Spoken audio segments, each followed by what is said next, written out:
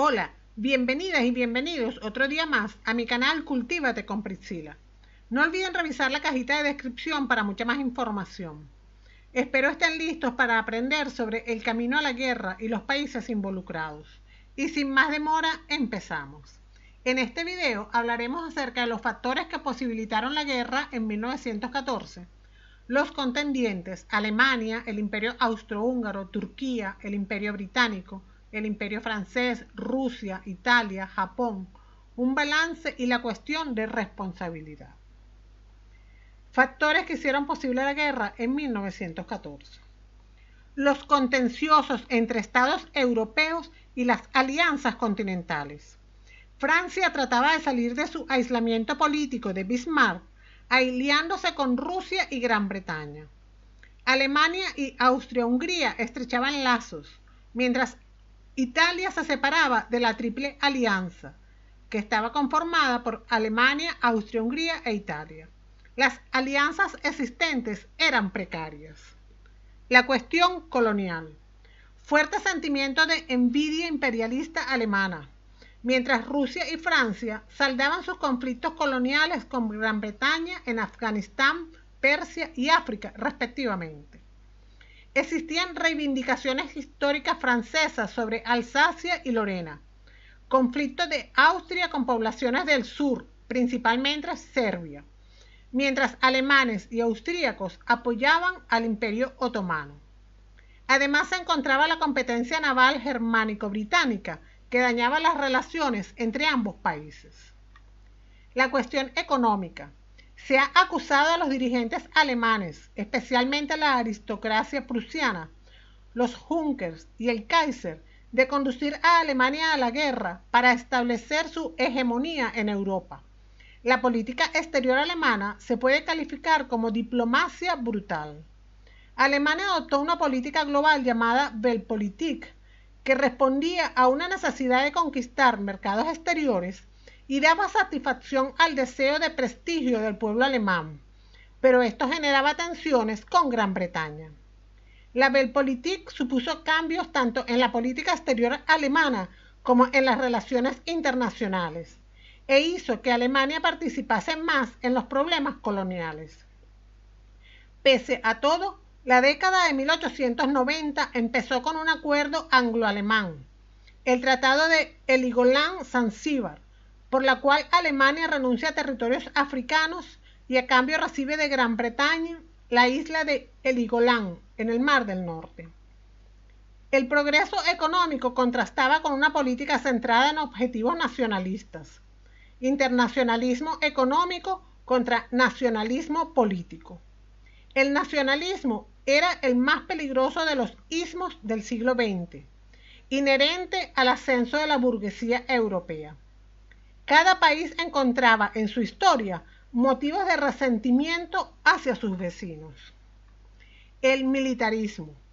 Doctrina vinculada a las formas extremas del nacionalismo para incrementar la carrera de armamentos, favorecer la intromisión de los militares en la vida civil y apoyar la política de agresividad hacia los adversarios.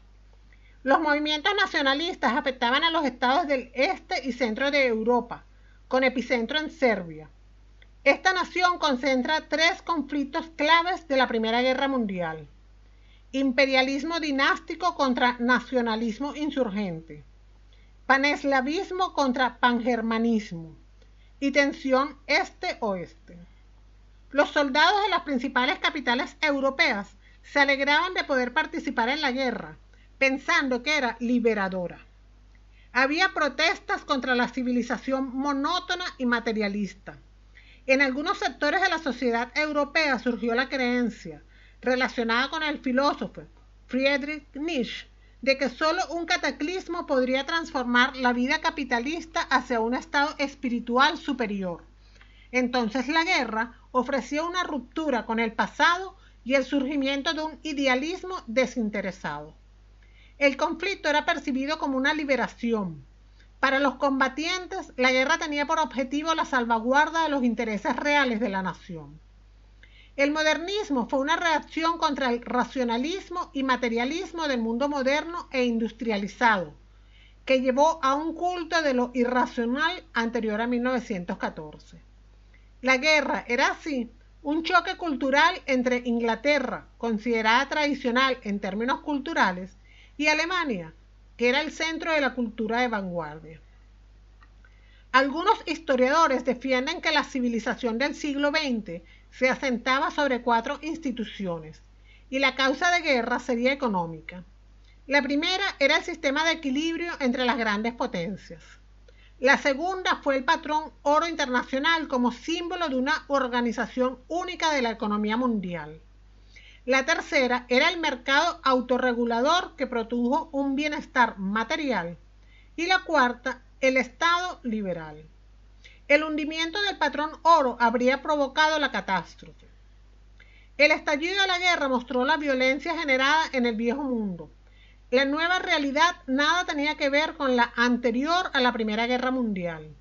Cayeron imperios y monarquías. El movimiento obrero alcanzó el poder por medios revolucionarios y marcó el comienzo de la decadencia europea. La devastadora pérdida demográfica, la interrupción del comercio internacional, la destrucción del tejido industrial europeo, la quiebra del sistema monetario basado en el patrón oro y la inflación resultante de la financiación de la guerra fueron algunos de los factores más destacados de la ruina económica europea. Los contendientes 1914-1919. Alemania. Sus comunicaciones eran veloces. En lugar de cargar separadamente cada vagón por un lateral, unían todos los vagones, lo que permitía cargar el tren por un extremo y de una sola vez. Por medio de este procedimiento, cargaban 3 trenes de 22 vagones en una hora. Aumentando así la velocidad de movilización alemana, todo en Alemania era analizado con ojos militares por una guerra cada vez más probable. Alemania se embarcó en la guerra con confianza y no creyó necesario contar con sus tropas coloniales, porque tenía un enorme y entrenado ejército, poderosa flota de alta mar, abundante artillería y potencial aéreo. Además, presentaba una agricultura productiva, una industria pujante, un desarrollado sistema de comunicaciones y población en aumento. En 1890, con 49 millones de personas, y en 1914 ya habían llegado a 66 millones. La flota de alta mar poseía 13 acorazados Dreadnoughts, los más poderosos del momento. Alemania podía movilizar a 8 millones de reservas y desplegarles inmediatamente en el frente de batalla, algo que no podían igualar sus rivales. Se beneficiaba de un excelente cuerpo de oficiales, de avanzada tecnología y buena red ferroviaria. Su artillería se basaba en la mayor industria de armamentos de Europa, centrada en el complejo industrial Krupp, Essen, formado por 60 fábricas y 41.000 trabajadores. La marina alemana se centraba en una futura guerra con Inglaterra, el ejército obsesionado con Francia y los hombres de negocios deseaban la expansión en los Balcanes y Oriente Medio. A pesar de tener una extensa superficie agrícola alemana y con campesinos produciendo más cosechas por hectáreas que el resto de Europa, debido a la creciente demanda de la población urbana, 1/3 de los alimentos eran importados, en particular el grano de Estados Unidos y Rusia. Esto será una debilidad alemana, quedando vulnerable ante un bloqueo británico. Además, Alemania importaba materias primas cruciales como petróleo, caucho y nitratos.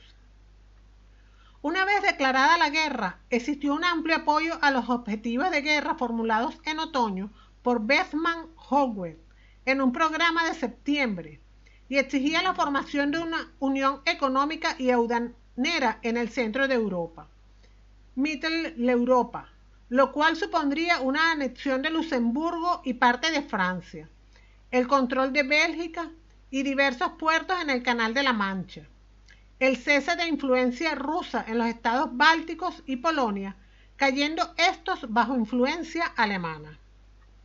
Imperio austrohúngaro.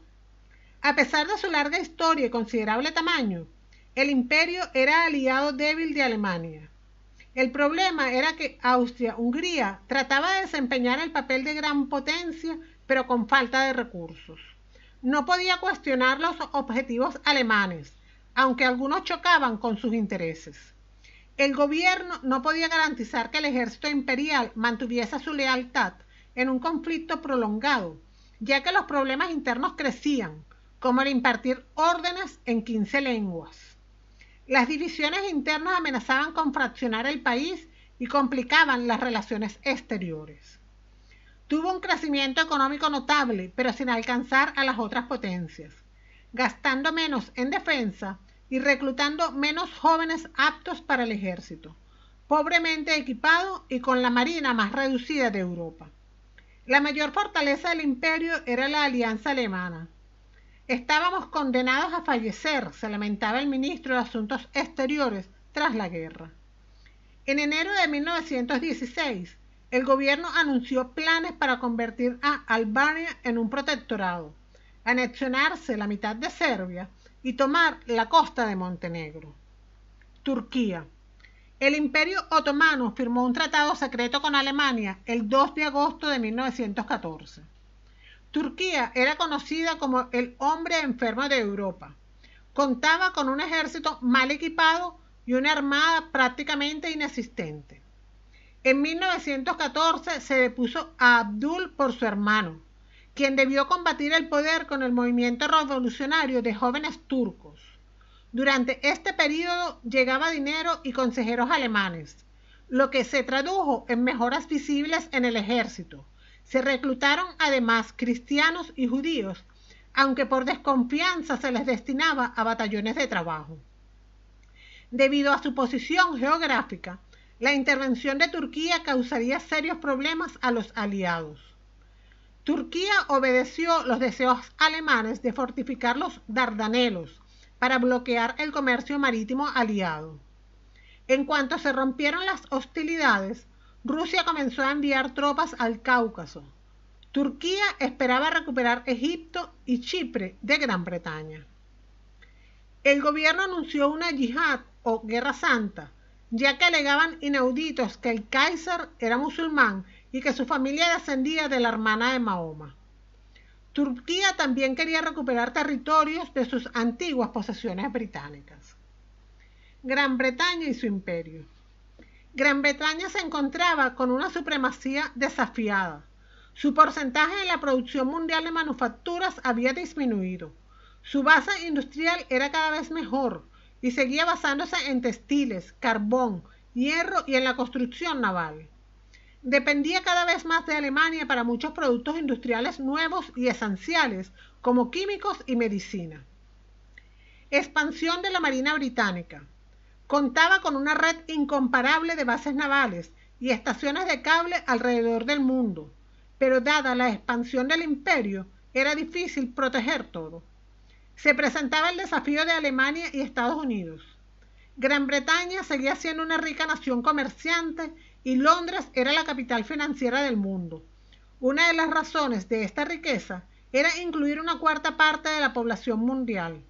Servía de mercado para los productos manufacturados. Daba salida a la inversión de capital. Era una fuente de recursos y materias primas, disponibilidad de tropas, entre otros. Casi 1,5 millones de tropas indias sirvieron en el ejército británico durante el conflicto. Los dominios con autogobierno, Canadá, Australia, Nueva Zelanda y Sudáfrica, contribuyeron con más de 1 millón de tropas. En 1914, el ejército estaba compuesto por 250,000 hombres repartidos por todo el mundo, con reservas adicionales de 213,000. No se invirtieron grandes sumas en el ejército, algo comprensible si se menciona que Gran Bretaña importaba el 50% de su carne, el 80% de su trigo y el 65% de los productos lácteos. Los objetivos de guerra de Gran Bretaña no incluían conseguir más territorios. Sus motivos se señalan en mantener la superioridad naval, restaurar la independencia belga y destruir el militarismo prusiano.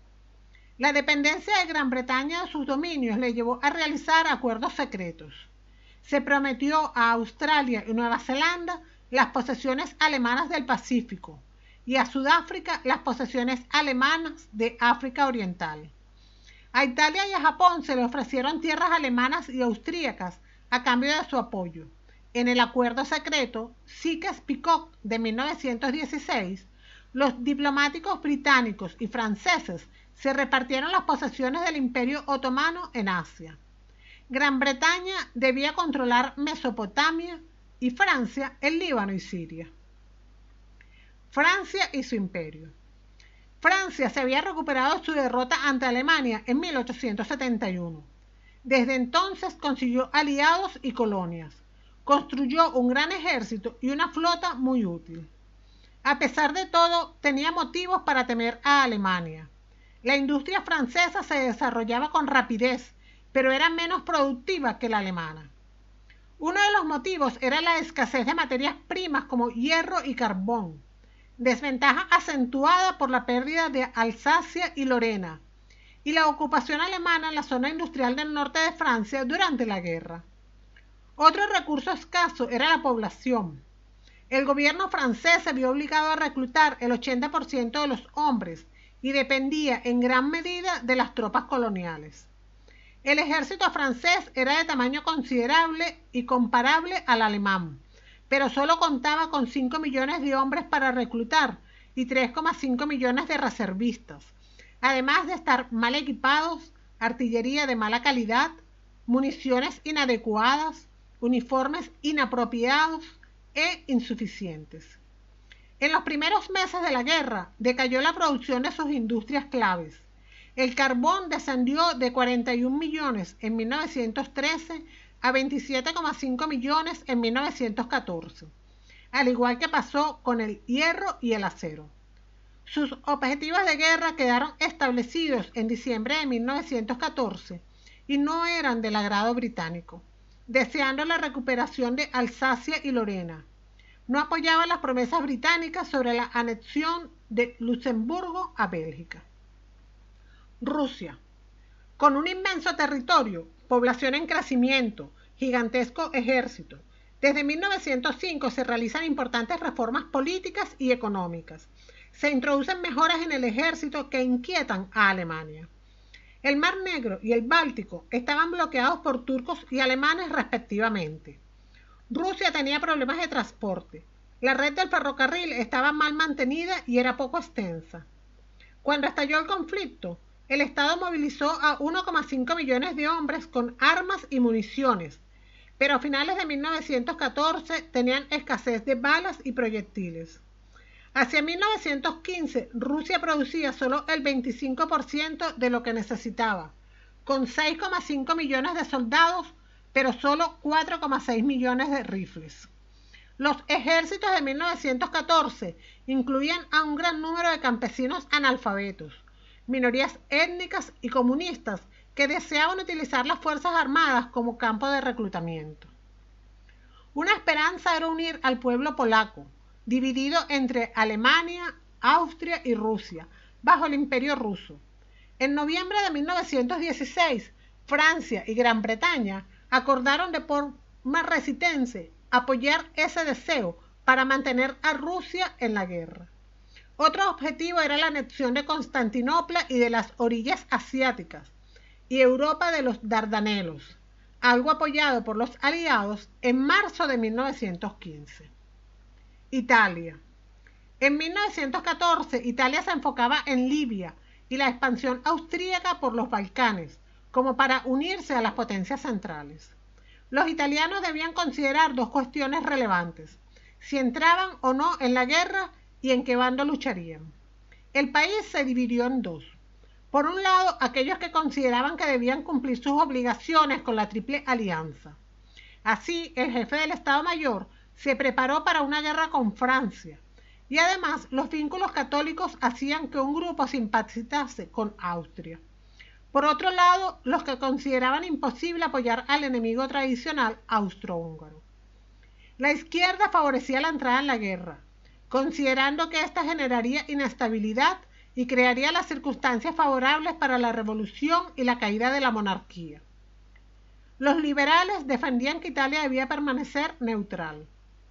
Fueron los nacionalistas los que comenzaron a apoyar la necesidad de que Italia entrase en guerra en el bando de los aliados.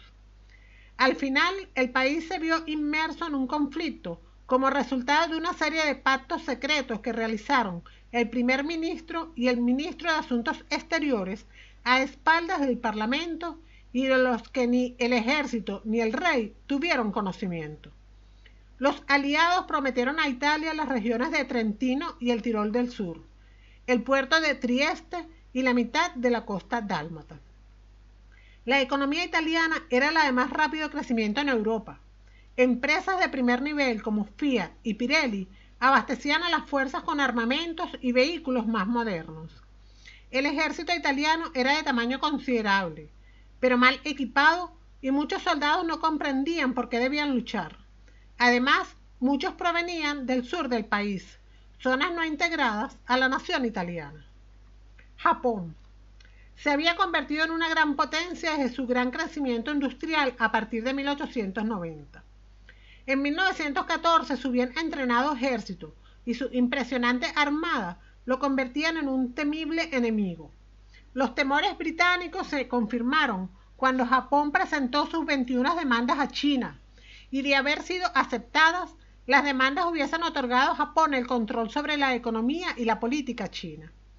En 1917, los aliados reconocieron las exigencias japonesas sobre las islas alemanas del Pacífico. Balance. Las potencias centrales, Alemania y Austria-Hungría, eran ampliamente superadas en fuerzas, buques y población, incluso sin contar con las colonias británicas y francesas. La superioridad aliada se incrementaría con los ejércitos belgas y serbios, además del ingreso de Portugal y Rumanía del lado aliado en 1916. Económicamente, los aliados también eran superiores y contaban con la ventaja extra de los préstamos y el abastecimiento norteamericano.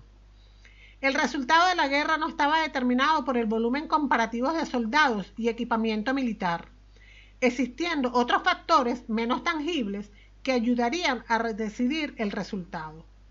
Las resentidas minorías étnicas austríacas, el descontento del Imperio Otomano, los militantes comunistas en Rusia y los poco motivados italianos amenazaban con acabar los esfuerzos de guerra de esos países. La moral civil y militar no era un elemento que pudiese ser fácilmente calibrado por los coetáneos. La participación norteamericana en 1917 añade enormes recursos a los aliados, acentuando la inferioridad de las potencias centrales.